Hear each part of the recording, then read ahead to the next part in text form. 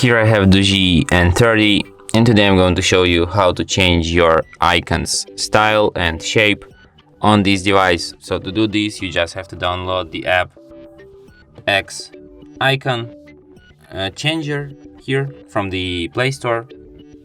Just have to install this app. Then you have to open it.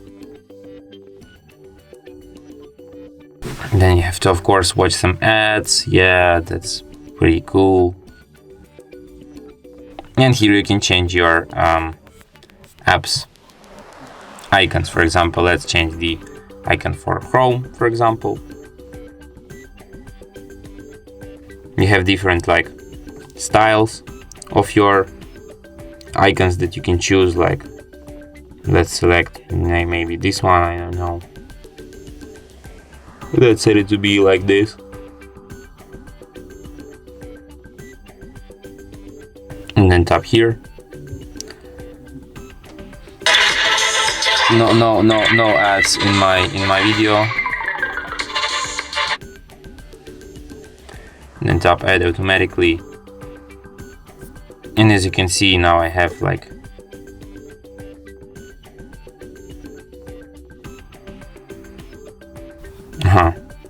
here it is.